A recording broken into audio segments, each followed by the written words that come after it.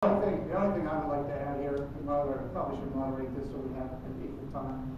I'm going to tell you. It's your town hall. Yeah, I appreciate you being here. But here's a kind of interesting thing.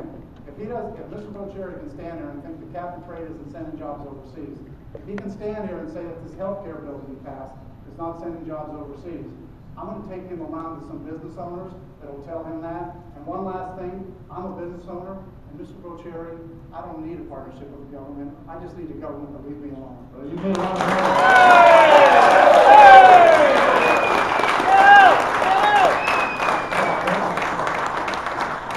Mr. Renacci, you made a lot of money with the government program, so I applaud your statement now. But let me just say this. He's brought up a lot of talking points. Now, hold on now. Hold on. We'll get to our question. We want to talk about some of the things that he's used. He's used quite a few Washington talking points, so I want to address some of them. First of all, there are some big differences between Mr. Renacci and I when it comes to our energy policy. I want to stand with the innovation and creativity that we can harness for the American people, creating jobs here that can't be outsourced.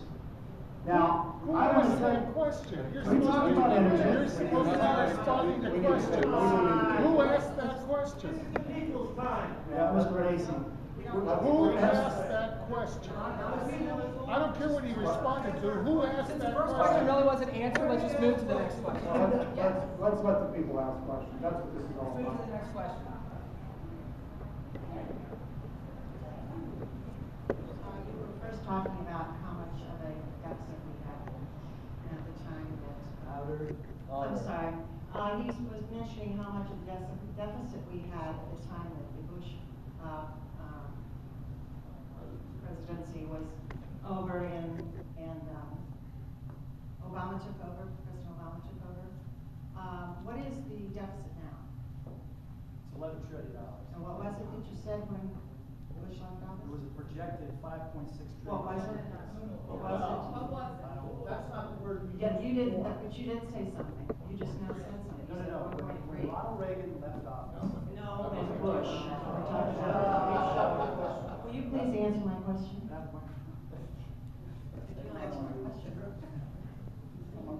When George Bush left office, George H.W. Bush left office, it was projected $3.4 trillion deficit. Please answer my question. And when George W. Bush left office, Would you please? what was your I've question? tried to work with you before. I've sent you letters. Thank you. calls. What was your question again? I'm sorry. You said what H.W. or George You tell me W.? what you think I said. Are you listening? Yes, you said what was the deficit when George Bush left office? Yes, I would be referring. Okay, it was $11 trillion. No. George W. Bush left office with $11 trillion. George H.W. Bush left with a $3.4 trillion Can you deficit. cite the place where you get that information? Yes, it's the Congressional Budget Office and the House Budget Committee. All right, I will check up on that. Yes, thank you. I have a chart in my office. I can send you the copy. Please do. By the way, if you go to my website, I have a running total of what that national debt is, and it's clearly getting close to 14 trillion. So we do need to start looking at those dollars. My name's Don McPhail. I own two businesses in North Canton. One of the businesses we deal with, we have manufacture of gates made overseas. We spent $150,000 to make a new product that we can have the gates made in China, shipped here unassembled and programmed for the heavy-duty truck industry. I have tried every aspect, including Mr. Boccieri's office, who I had people come down. I got zero help to create jobs in North Canton. I don't want the government to control me. I don't want the government to help me. I need them to support me and direct me into programs where I can get money.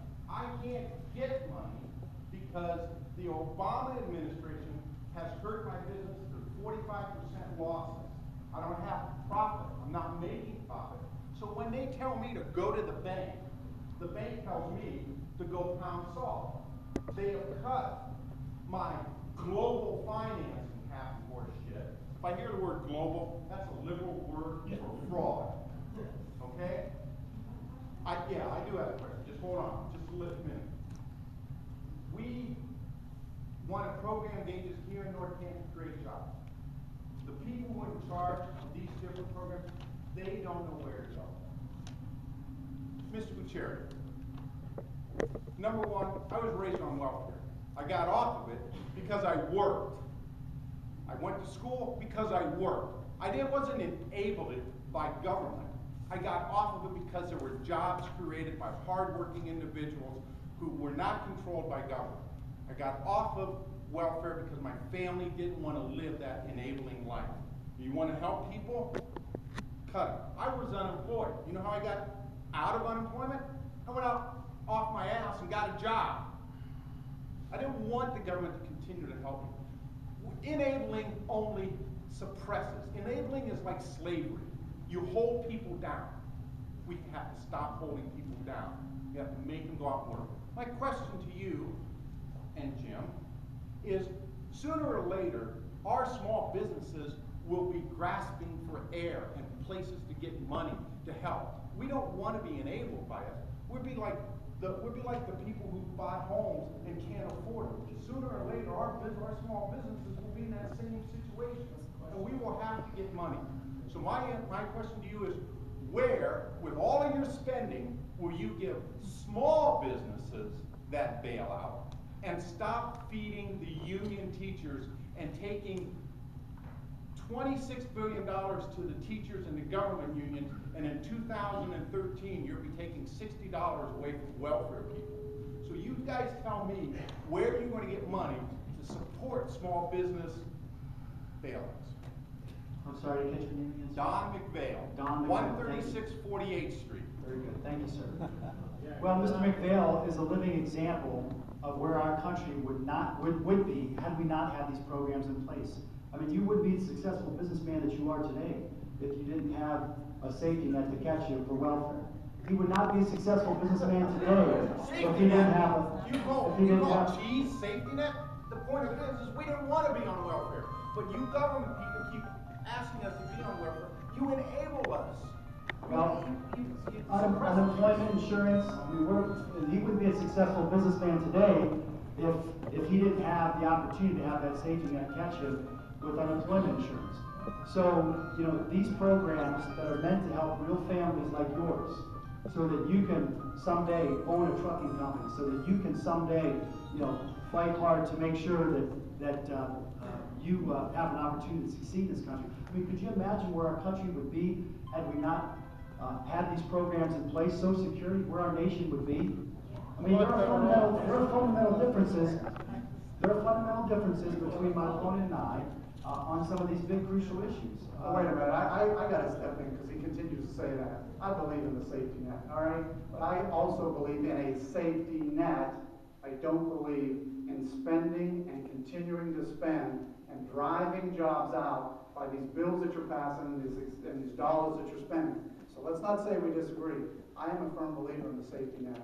Well, the safety net is a big difference from what let me just be clear. Let me just be clear. There's differences of opinion here. Mr. Renacci supports privatization of Social Security. No, I don't. He has You know answered you know what's interesting? Here we He's go. answered a number of These are great talking points. These are, hold on. Mr. Boccieri is coming here with his talking points, and what you have to understand is he's going to continue to say that. He sends flyers out that are improper, false and misleading. He does things that are false, and then he says, I'm there to privatize Social Security. And the only thing he can do is tie it to one word or two words said in some speech that has no correlation. You should check some of the things that volunteers are filling out. There is campaign literature that he has produced, that he has signed, that has talked about privatizing Social Go to my Security. website anytime you want, all the information's there. Let's get some other questions.